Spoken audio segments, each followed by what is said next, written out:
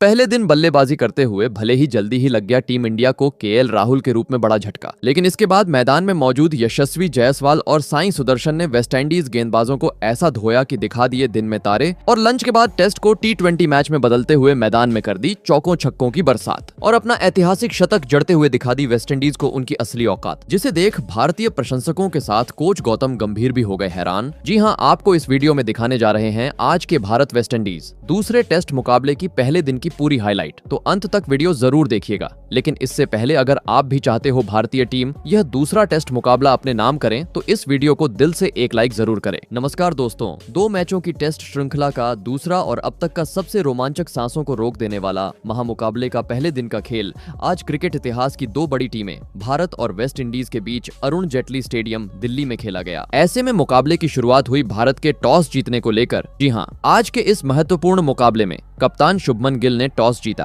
और पहले बल्लेबाजी करने का फैसला किया और विपक्षी टीम वेस्टइंडीज को गेंदबाजी के लिए आमंत्रित किया था। फिर पहले दिन का खेल शुरू हुआ, दोनों ही टीमें मैदान में उतरी। भारत की ओर से ओपनिंग बल्लेबाजी करने के लिए मैदान में आए केएल राहुल और यशस्वी जायसवाल और आते ही दोनों ही बल्लेबाजों ने वेस्टइंडीज के गेंदबाजों के खिलाफ सीधी बल्लेबाजी करते हुए धीमी गति से ही सही, लेकिन भारतीय टीम का स्कोरबोर्ड आगे बढ़ाना शुरू कर दिया। और इसी बीच मैच के चौथे ओवर में गेंदबाजी कर रहे एंडरसन फिलिप के खिलाफ स्ट्राइक पर मौजूद केएल राहुल ने अपना हाथ खोला और गेंद को पीछे की ओर धकेलते हुए अपने पारी का पहला शानदार चौका बटोर लिया। वहीं अगले ओवर में उनके साथ ही बल्लेबाज यशस्वी जायसवाल ने भी अपने मैदान में होने का सबूत पेश किया और थर्ड मैन की ओर ड्राइव करते हुए गेंद को सीमा रेखा के पार पहुंचा दिया। दोस्तों, भले ही अब तक पहले 5 ओवर में वेस्टइंडीज गेंदबाजों ने 2 चौके खर्च कर दिए थे, लेकिन इसके बावजूद काफी सही लाइन और लेंथ गेंदबाजी मैदान में देखने को मिल रही थी और इसी के चलते पहले आधे घंटे में भारतीय बल्लेबाज महज 15 ही रन स्कोर बोर्ड पर लगाने में सफल हो पाए। लेकिन दोस्तों,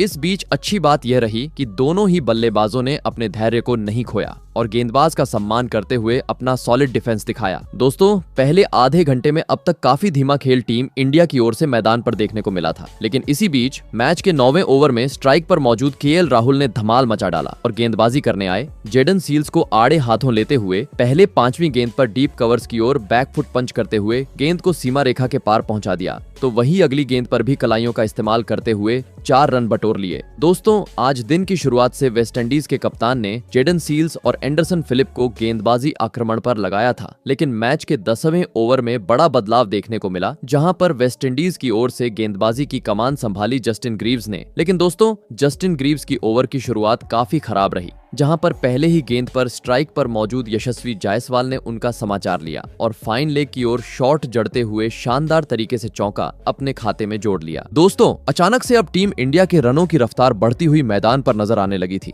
लेकिन इसी बीच एक बड़ा वाकया मैदान पर देखने को मिला, जहां पर 11वें ओवर में गेंदबाजी करने आए एंडरसन फिलिप की बाहर जाती हुई गेंद पर स्ट्राइक पर मौजूद राहुल ने शॉट खेलने का प्रयास किया, लेकिन गेंद उनके बल्ले को लगने की जगह सीधे पैड से जा टकराई, जिसके बाद वेस्टइंडीज खिलाड़ियों ने अपील की, लेकिन अंपायर ने फैसला भारतीय टीम के हित में सुनाया और केएल राहुल को नॉट आउट करार दिया। लेकिन इसके बाद तुरंत थी वेस्टइंडीज के कप्तान ने डीआरएस की मांग की, लेकिन दोस्तों, डीआरएस में भी अंपायर कॉल का डिसीजन सामने आया, जिस कारण एक बड़ा जीवनदान पहले ही दिन केएल राहुल को प्राप्त हो गया। दोस्तों, देखते ही देखते अब करीब 1 घंटे का खेल हो चुका था और देखा जाए तो यह पहला घंटा पूरी तरीके से यशस्वी जायसवाल और केएल राहुल ने अपनी बेहतरीन बल्लेबाजी के दम पर अपने हित में किया था और अब सेट होने के चलते खराब गेंद पर दोनों ही बल्लेबाजों से जोरदार शॉट भी मैदान पर देखने को मिल रहे थे, जिस कारण दोस्तों मैच के 15वें ओवर में वेस्टइंडीज के कप्तान ने गेंदबाजी में बड़ा बदलाव किया और पहली बार गेंद थमाई अपने स्पिनर गेंदबाज खारी पियरे को, जहां पर दोनों ही बल्लेबाजों ने गेंदबाजी करने आए खारी पियरे का तो सूझबूझ के साथ सामना किया, लेकिन अगले ओवर में जैसे ही तेज गेंदबाज उनके सामने आए दोनों ही खिलाड़ियों ने धमाल मचा डाला, जहां पर पहले यशस्वी जायसवाल ने सामने की ओर जोरदार शॉट खेलते हुए चौका जड़ दिया, तो वहीं इसके बाद ओवर की चौथी गेंद पर केएल राहुल ने भी लेग साइड की ओर कलाइयों का इस्तेमाल करते हुए शानदार तरीके से 4 रन बटोर लिए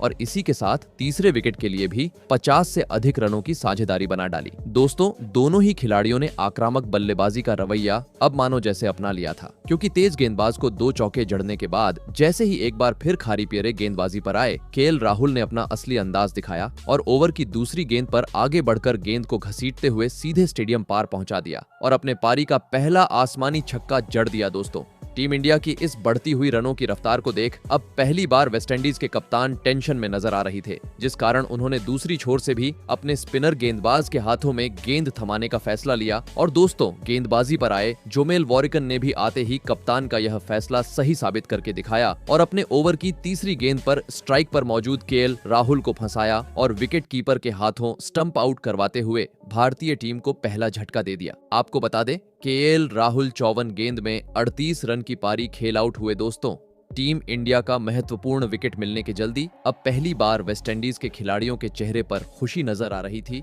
तो वहीं दूसरी ओर निराश होते हुए अब केएल राहुल पवेलियन का रास्ता नाप चुके थे। ऐसे में दोस्तों, अब भारतीय टीम की ओर से 3 नंबर पर बल्लेबाजी करने मैदान में उतरे युवा बल्लेबाज साई सुदर्शन और आते ही निराले अंदाज में पहले ही गेंद पर साई सुदर्शन ने शॉट खेला और गेंद को सीमा रेखा के पार पहुंचाते हुए धमाकेदार तरीके से अपने पारी का आगाज कर डाला। दोस्तों, भले ही टीम इंडिया को केएल राहुल के रूप में पहला झटका लग चुका था, लेकिन यशस्वी जायसवाल अपने बल्ले को रोक नहीं पा रहे थे। जी हां, क्योंकि विकेट गिर जाने के 1 ओवर बाद ही एक बार फिर जायसवाल ने अपना हाथ खोला और पीछे की ओर जोरदार कट लगाते हुए गेंद को सीमा रेखा के पार पहुंचा दिया। बता दूं, इस ओवर में पहली गेंद पर जायसवाल का चौका आने के बाद अंतिम गेंद पर साई सुदर्शन ने भी सामने की ओर 4 रन बटोर लिए। दोस्तों, वेस्टइंडीज ने भारतीय टीम को पहला झटका तो जरूर दिया था, लेकिन रनों पर अंकुश लगाने में इसके बावजूद वह सफल नहीं हो पा रहे थे, जिसे देख वेस्टइंडीज के कप्तान रॉस्टन चेज ने खुद गेंदबाजी करने का फैसला लिया। लेकिन दोस्तों, स्ट्राइक पर मौजूद यशस्वी जायसवाल ने उनका यह फैसला पहले ही गेंद पर गलत साबित किया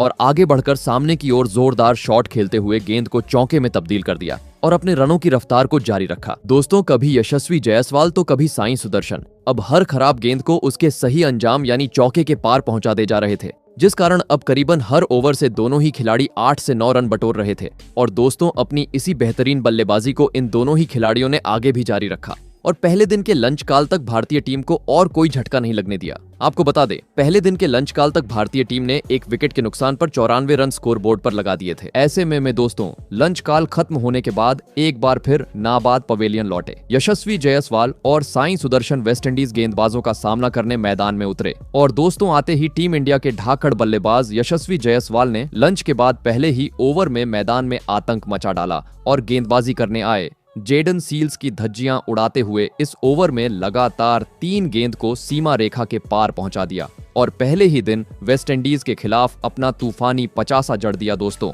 लंच के बाद मानो जैसे दोनों ही खिलाड़ी पवेलियन से ही निश्चित कर आए थे कि वह वेस्टइंडीज गेंदबाजों पर ढाबा बोलेंगे। जी हां, क्योंकि यशस्वी जायसवाल का ताबड़तोड़ अंदाज देखने के बाद अगले ओवर में उनके साथ ही बल्लेबाज साई सुदर्शन ने भी अपना हाथ खोला और स्पिनर गेंदबाज रॉस्टन चेज के खिलाफ चौका जड़ दिया और कुछ ही देर बाद साथ ही बल्लेबाज यशस्वी जायसवाल के साथ मिलकर तीसरे विकेट के लिए 50 रनों की एक महत्वपूर्ण साझेदारी भी पूरी कर ली। दोस्तों, लंच से पहले भले ही टीम इंडिया की ओर से धीमा खेल देखने को मिला था, लेकिन जब से यशस्वी जायसवाल ने अपने 50 रन पूरे किए थे, मानो जैसे रनों की बरसात अब अरुण जेटली स्टेडियम पर देखने को मिल रही थी। जी हाँ, क्योंकि हर ओवर में यशस्वी जायसवाल अपने बल्ले का कमाल दिखाते हुए समय समय पर गेंद को चौके में तब्दील करते जा रहे थे। स्पिनर रहो या तेज गेंदबाज, वेस्टइंडीज का कोई भी खिलाड़ी अब यशस्वी जायसवाल और साई सुदर्शन को रोकने में कामयाब नहीं हो पा रहा था। रनों की रफ्तार अधिक तेज गति से बढ़ती जा रही थी और दोस्तों, इसी के चलते जल्दी ही इन दोनों ही बल्लेबाजों ने भारतीय टीम को 150 रन के पार भी पहुंचा दिया। दोस्तों, वेस्टइंडीज के कप्तान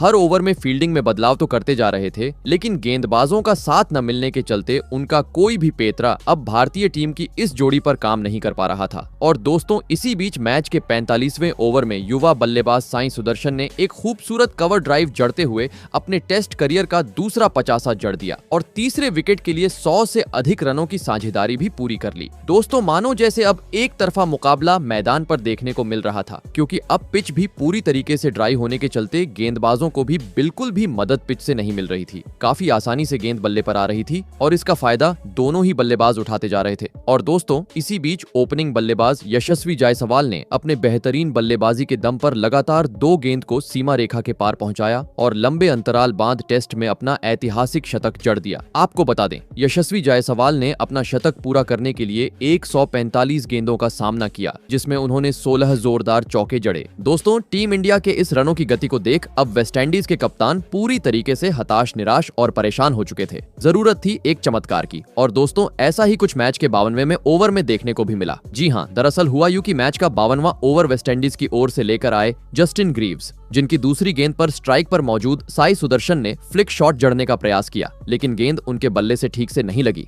और सीधे खिलाड़ी के पास चली गई। लेकिन दोस्तों, खराब फील्डिंग के चलते साई सुदर्शन का यह आसान सा कैच वेस्टइंडीज के खिलाड़ियों ने गंवा दिया, जिस कारण लंबे अंतराल बाद मिला हुआ यह मौका भी वेस्टइंडीज के हाथ से छूट गया। दोस्तों, भारतीय टीम की इस एक जोड़ी ने पूरी तरीके से मुकाबले पर अपनी पकड़ मजबूत कर ली थी, क्योंकि रनों की रफ्तार और परिस्थितियों को देखा जाए तो विशाल लक्ष्य स्कोर बोर्ड पर लगना तय था, क्योंकि स्पिनर रहो या तेज गेंदबाज, दोनों ही बल्लेबाजों को किसी भी गेंदबाज के सामने किसी भी प्रकार की दिक्कत नहीं हो रही थी, जिस कारण कभी इक्का दुक्का तो खराब गेंद पर चौका काफी आसानी से हर ओवर में देखने को मिल रहा था। और दोस्तों, अपनी इसी बेहतरीन बल्लेबाजी को इन दोनों ही खिलाड़ियों ने आगे भी जारी रखा और पहले दिन के चाय काल तक भारतीय टीम को और कोई झटका नहीं लगने दिया। आपको बता दें, चाय काल होने तक भारतीय टीम ने एक विकेट के नुकसान पर 220 रन स्कोर बोर्ड पर लगा दिए थे। ऐसे में दोस्तों, चाय काल खत्म होने के बाद नाबाद पवेलियन लौटे भारत के दोनों ही खिलाड़ी एक बार फिर बल्लेबाजी करने मैदान में उतरे। दोस्तों, लंच काल के बाद का सेशन वेस्टइंडीज के लिए देखा जाए तो काफी महत्वपूर्ण होने वाला था, क्योंकि अभी तक हुए दोनों ही सेशन टीम इंडिया के बल्लेबाजों ने अपनी धाकड़ खेल के दम पर अपने नाम किए थे।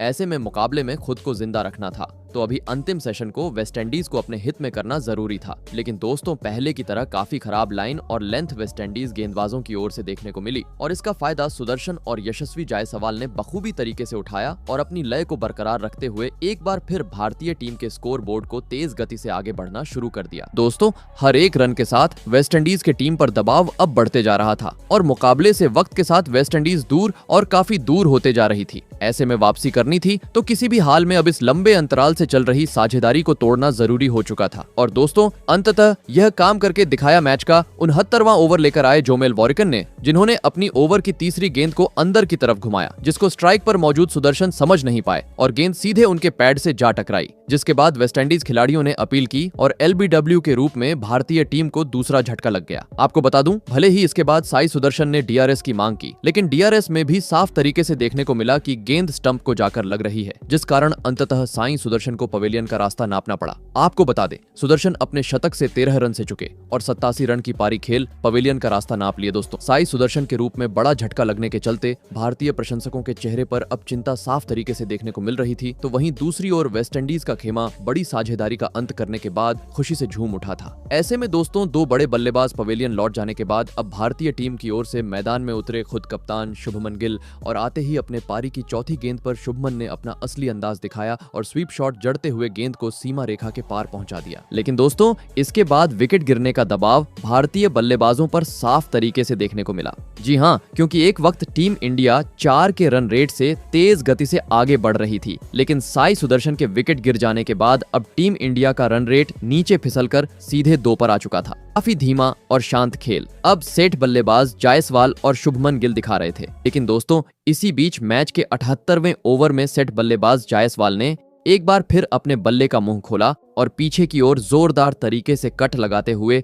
शानदार तरीके से चौका बटोर लिया और साथ ही कुछ ही देर बाद अपने 150 रनों का माइलस्टोन भी पूरा कर लिया। बता दूं, शुभमन गिल दूसरी छोर से सेट होने के चलते बेहतरीन तरीके से उनका साथ निभाते हुए भारतीय टीम का स्कोरबोर्ड आगे बढ़ाने में एक अहम भूमिका निभा रहे थे, जिस कारण जल्दी ही भारतीय टीम ने 300 रनों का आंकड़ा भी पार कर दिया। लेकिन दोस्तों, असली मजा देखने को मिला मैच के 87वें ओवर में, जहां जायसवाल ने धमाल मचा डाला और गेंदबाजी करने आए एंडरसन फिलिप को आड़े हाथों लेते हुए इस ओवर में लगातार 2 गेंद को जोरदार तरीके से बाउंड्री के पार पहुंचा दिया और अपनी इसी बेहतरीन बल्लेबाजी को जारी रखते हुए पहले दिन के अंत तक टीम इंडिया को और कोई झटका नहीं लगने दिया। आपको बता दें, पहले दिन का अंत होने तक भारतीय टीम में 2 विकेट के नुकसान पर 318 रन स्कोर बोर्ड पर लगा दिए थे। ऐसे में दोस्तों, देखा जाए तो आज का यह पहला दिन पूरी तरीके से टीम इंडिया के हित में रहा, क्योंकि टीम इंडिया को शुरुआत में झटका तो जरूर लगा, लेकिन इसके बाद जिस तरह का खेल जायसवाल और साई सुदर्शन ने दिखाया वह लाजवाब था। तो दोस्तों, आपको क्या लगता है, टीम इंडिया पहली पारी में कितने रन स्कोर बोर्ड पर लगाने में सफल हो पाएगी? कमेंट करके जरूर बताइएगा। धन्यवाद।